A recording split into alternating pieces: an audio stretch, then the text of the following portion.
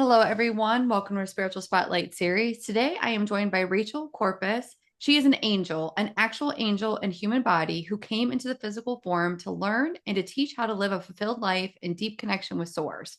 She was born with the ability to experience things that others cannot easily see or feel, like watching an angel sing above her crib or playing with ghost children from nearby the cemetery. Oh, that sounds so excited. Rachel, thank you so much for coming to the Spiritual Spotlight series. I'm so happy you're here. Thank you. Thanks for having me on your show. Happy Friday the 13th. Friday the 13th is when we're recording Woo! this. Off topic, but I feel like Friday the 13th is a lucky day. I do Um, too. so no wonder why we get along well. So Rachel, and of course our names, and she spells her name like I spell my name, so that's Huh? always a beautiful thing. Yep. Magic. So Rachel, can you maybe share your earliest memory of realizing that you were different from others, and how did that shape your life? Hmm. Well, I don't think I knew that I was different until I went to school. Mm, And when I started to realize that I was talking to ghosties and angels, which are different because yes. ghosties are people that have not crossed over. And there's a lot of them around us, and I can see them easily or feel them. I can't always see them, but I can feel them, or they whisper in my ear, which can be real fun in the middle of the night. And angels who have never been human, which is interesting because I am one. We can talk about that in a minute.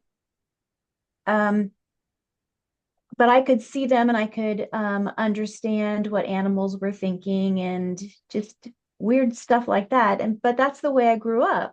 And so then when I started to go to elementary school, I'd have conversations with someone next to me. And then I'd look at a friend and I'd say, well, like that person said, and they were like, there's nobody there. And so, I wanted to fit in. I didn't want to be weird. So that's when I started to realize that I was a little bit different. And then when I was 4, my parents and I were in a really bad car accident and I had a near death experience. Yeah. I left my body, and then my personal angels, they explained to me who I was, what I was, and how I'm an angel inside, not a hybrid, not an earth angel, but how I actually have a contract that I'm from the seraphim realm, and that there are a few of us here, actually a lot of angels incarnate, and we are pure angel inside. And the way we get here is we're born through a mom and a dad, and we're here to share messages. We have a few core messages that we share through being here, and that's who we are. There are also earth angels who are half human, half angel. And yeah, that's the gist of it. That's how I knew I was different, because I was acting a lot different. Yeah, I can imagine. And it sounds like your family was accepting of, who you were as a being. Well, I mean, kids are weird. So I don't know if they Amen. really picked up on it. And my family was pretty busy because my parents were remodeling a business at that time, and Mm, they were teachers, and I think I just kind of folded into that. So I don't really know how much they noticed. And gotcha. I'm sure I was talking about seeing invisible people, Hmm. but I'm sure they thought I was just talking about invisible friends. Oh, I When I see. got older and I could still see spirit, I did not tell my parents because I did not want them to send me away or think that I was mentally ill. Yeah. And I knew what I was seeing was real because I remembered my near death experience. Yeah. Because even though I was 4, when I was out of my body, I was experiencing my older self. Let me try to explain that in a different way. When I left my body, I was hearing a grown up voice, this voice. And I was like, who is that talking? Well, it was me. And we always have our voice with us no matter what. So when we leave this body, we have our consciousness. Mine sounds like Hmm. this Rachel voice that I never really liked my voice, but I'm stuck with it. So here we go. Here's my voice. And I was like, who's that lady? Hmm. Grown Rachel. Wow. And they said, well, this is your angel voice. And I was like, great, I'm stuck with that lady voice. They said, well, this is who you are. And because I was in that grown part of me, Mm. I was able to retain all those memories. Now, my 4-year-old self jumped in sometimes. And I Right. was like, well, I still get to play. Well, I still get to, play house, be with my friends, play with my brother. Oh, yes, you can still do that.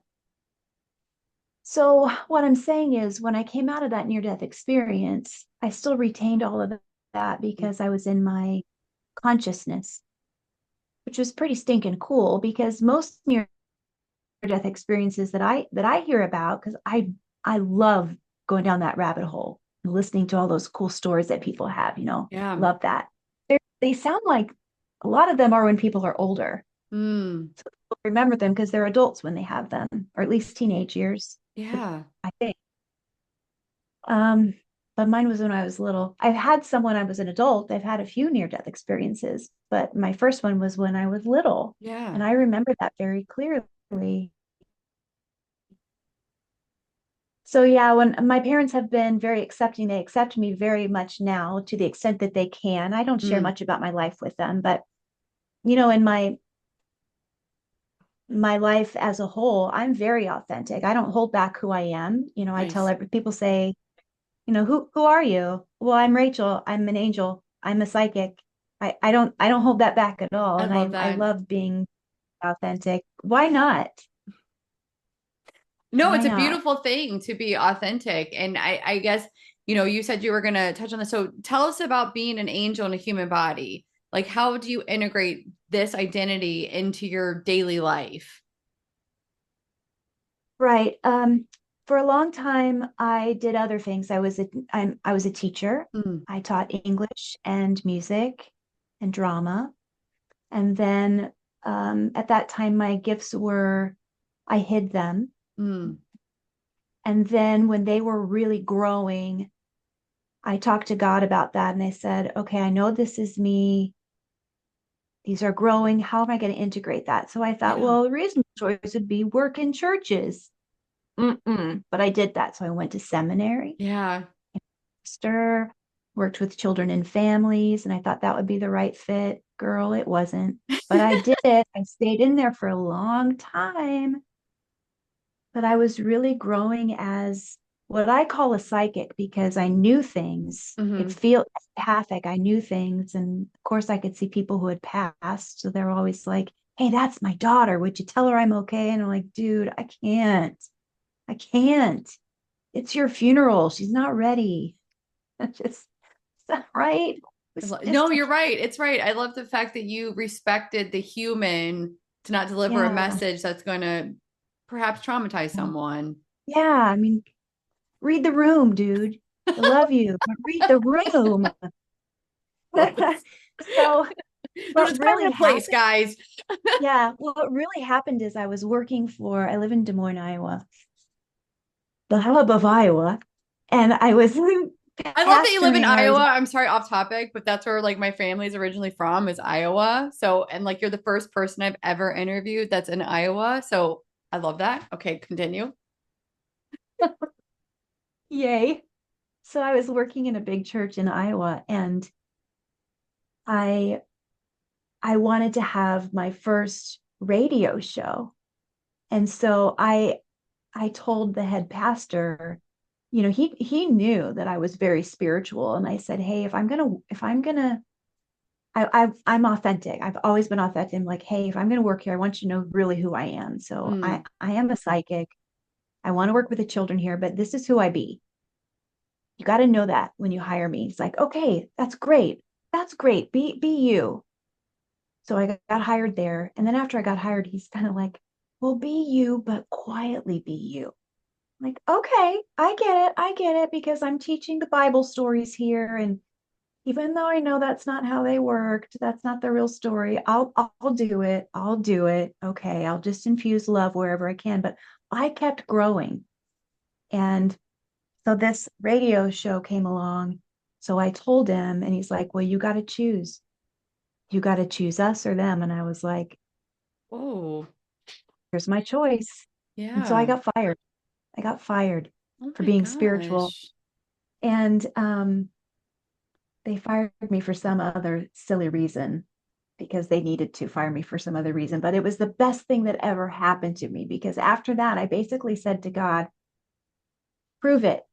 If this is the way that we're going to go, and Mm-hmm. I'm really working for you, Source, and I'm not supposed to be in the religious, rule based sector, and we're going to go full spiritual, full intimacy with you, God, full alignment, no rules except Mm-hmm. if it's loving. And you want me to be this angel incarnate and bring people back to you in a purely personal way, show me the way. Yeah. And man, my life just blossomed. And with that, the deal was, God, I'm going to tell everybody who I am because I don't want to hold it back anymore. And I can't say that God spoke to me, but through other people, God did. Yeah. And I started to become really embraced. Then I did still work in a unity church, which is a full spiritual church. And I did that for a couple of years, and that was nice, but still, churches aren't my thing. So then I just began to craft a full time business, I suppose, if you call it that business, where I help people every day build their lives, Yeah. connect to spirit, talk to their angels. That's my jam. I love I that. mean, I still do funerals sometimes, marry people, work with veterans, things like that. I love Yeah. that. But I mean, yeah, that's how I do it. And I mean, my overall reason for being here though is to help the universe, help people in the universe remember that Mm. we are not separate from the source that created us. We're not separate from each other, and that everything we do gets to be based in love. If it doesn't feel loving, stop it. I love I mean, honestly, it's good advice. Like if it doesn't feel loving, then why are you doing it? Stop. Yeah, if it doesn't, if what you're putting in your body doesn't feel loving, give yourself a chance to stop it. Yeah. Maybe even if it's next time. If with the words coming out of your mouth or the words in your mind don't feel loving, give yourself a break. Stop. Yeah. And be gentle Don't with lay hands yourself. on each other. Yeah, just be gentle. Yeah. I love that. So you collaborate with angels, ascended masters, even extraterrestrial beings. How Yeah, did these connections begin and what is their role in your work? it's constant. They are my counselors, they're my best friends. Um, just like people have coworkers at work, these are my peeps. I love that. Yeah, so my part in it is I am committed to meditating, but I do that in a messy way. I do that in a way that fits me because I'm real busy in my body. Yeah, of course. Yeah. Yeah. So sometimes I can't sit for a long time and do like the Om meditation hmm because I want to jump out of my skin. Some days I Yeah. can do it, not always. So when I say meditate, I've found ways that work for me. So sometimes that will be a walking meditation or eating a sandwich meditation or holding a cup of tea meditation. But I meet with them every day. And I'll just ask, who's who wants to sit with me today and what wisdom do you have to tell me or show me? I like that. And if it's automatic writing, I will say, Source, surround me with the goodness and safety of your white light so I don't become a human Ouija board. Not that Ouija boards are bad. It's a tool, hmm right?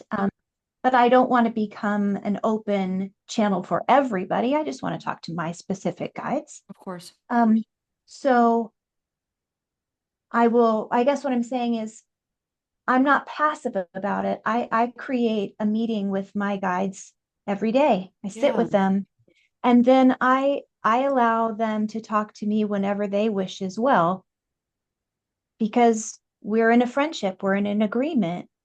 And I realize that I'm in a human body. So that lessens my senses. If I were just in my pure angel spirit, no body, Right. gosh, it's really easy for me to talk to them, but I'm in this clumsy meat suit. So I don't hear, I don't communicate as well. So I get to make that effort to communicate with them Yeah. easier. So I heighten my senses. And the way that I do that is I lift my vibrational frequency. So I try to put things in my body that don't weigh me down. So I was an alcoholic for a long time.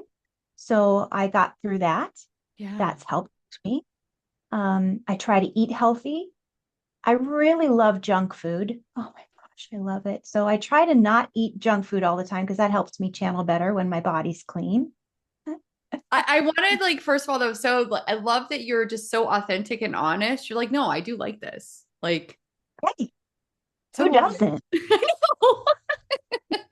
Especially in Doesn't. the middle of the night. I'm like, what can I eat now? Nobody's watching. What can I eat? I love that. Oh, I'd like to keep my body pure when I can. And yeah, and I find it really important to feel all my feelings authentically and not ignore them. And when I can really do that, then the next thing that happens is I feel more ready to talk to spirit. But Yeah. if I'm like, I'm depressed, but I'm going to ignore it, flatline. Yeah. But if I can really feel stuff, then I feel like I can be with spirit. Otherwise, it feels like irresponsible spirituality, like, oh, it's got to be shiny and bright all the time. Yeah. We, It's just we don't not, need to it's do not that. reality anymore. It never No, was. no, we don't have to do that. So No, we that's don't. how they come through to me. They just, that's how I work with them. And Nice. anybody can do that. Yeah, absolutely. And I like that you're not set to one specific, angel, guide, ascended master. It's like whoever's coming forward for my best and highest good, let's meet. Yes. I like I have that. my favorite. Who's your favorite? I do. I love Archangel Azrael. Oh, Um, nice. I have chills. he's he usually functions as the angel of death. Yeah. It's a bad rap, but he also likes to come through as the angel of change. And so he's real busy right now because so many things are Yeah. changing on the earth. I love Archangel Metatron because he's always here to help people or be. He's real busy right now. And I really love working with St. Francis because I love working with animals. Yes. Um, love Yeah. animal communication. That's fun. I love my cats. I don't have dogs right now, but I love dogs too. But I love St. Francis and the all the animals that are around my house. I love hanging out with him. Oh, that's so beautiful. I like that you work with Metatron. That's really cool. He's good with people with ADHD too. Yes, absolutely. And I love it when I'm doing like a paranormal investigation or something real witchy and fun. I love the witchy stuff. You do too, don't you? I can I feel do. that. I do. Fun. I do. That's good So stuff. actually, I want to talk to you about that. So your work includes clearing hauntings and attachments.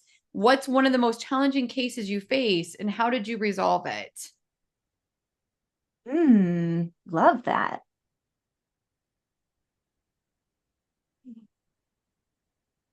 One of the most challenging cases,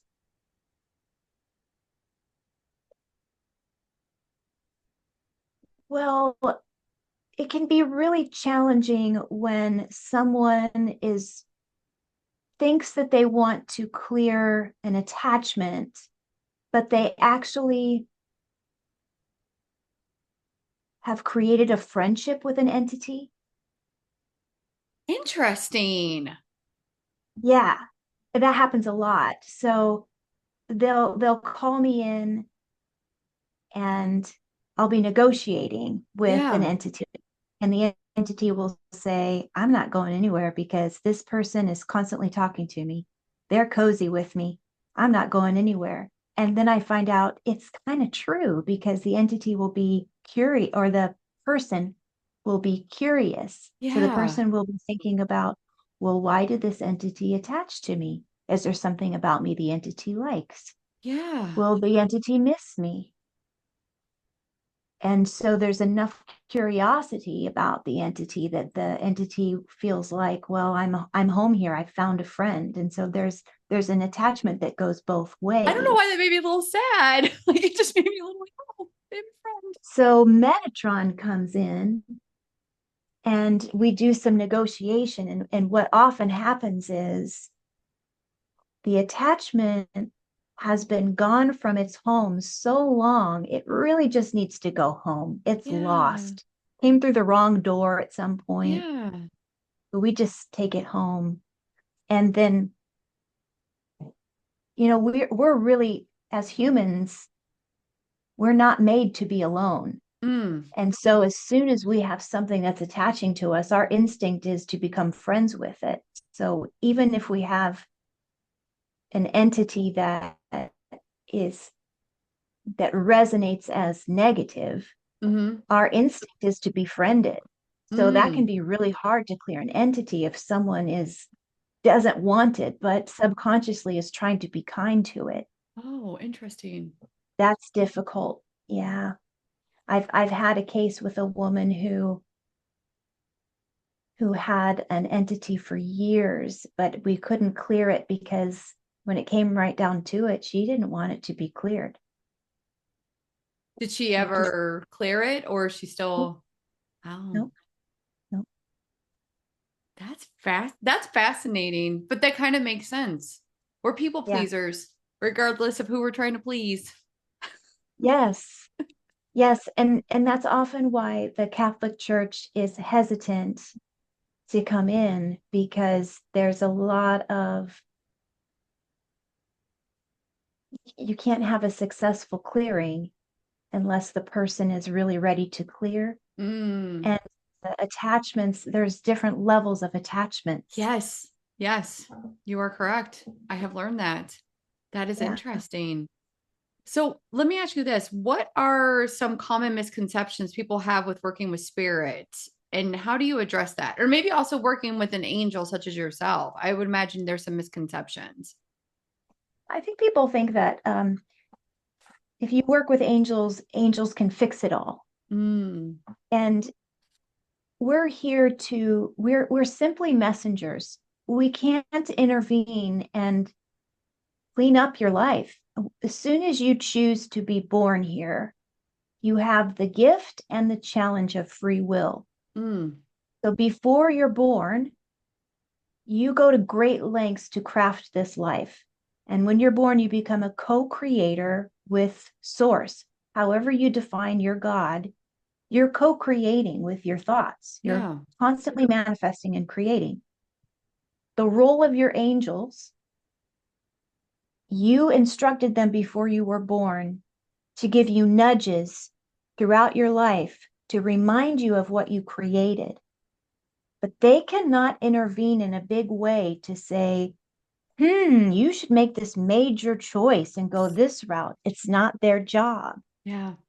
They can only guide you. So if someone says, well, I should have taken that career, my angels, they should have helped me. No, that's your job. Yeah. So you can say to your angels, I give you permission to participate in my Mm-hmm. life, Hmm. levels them up from cheerleaders to participants. You Yeah. can do that. And then your angels can start to give you signs through numbers. They can speak through other people. Your angels love that. Yeah. And they still are going to put you at the center. You're the decision maker because that's what you chose. I think that's the most common misconception. Angels, their most highest intervention can be if it's not your day to pass and you're in an accident or something, they can jump in and save your life. That's the one caveat. Mm. Yeah. That's fascinating. I love that you brought up that angels will give you signs.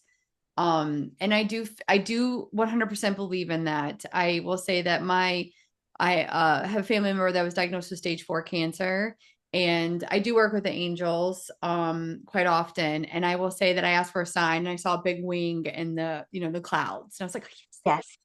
And guess what? No evidence of active disease, stage 4 There you cancer. go. Amen. I'm just like, thank you, angels. And, and then this is really off topic, and I feel compelled to share this with you. Mhm. I've been having like work has been like, I run a doctor's office in my day job. I'm a registered nurse. And I was in the Mm. parking lot one day and I was praying, talking to people. And then I saw this little angel. Oh, And I was like, thank you.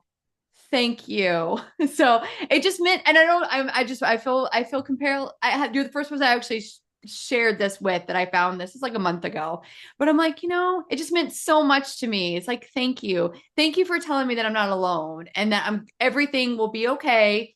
I know that I need to be mhm. a conscious creator because we're working in this together, but it just meant so much to me. Yes, It's very off topic. that's I know. beautiful. No, it's right on topic because we're held by the angels. Yeah. Angels hear you. Yes. They answer Yes. you back.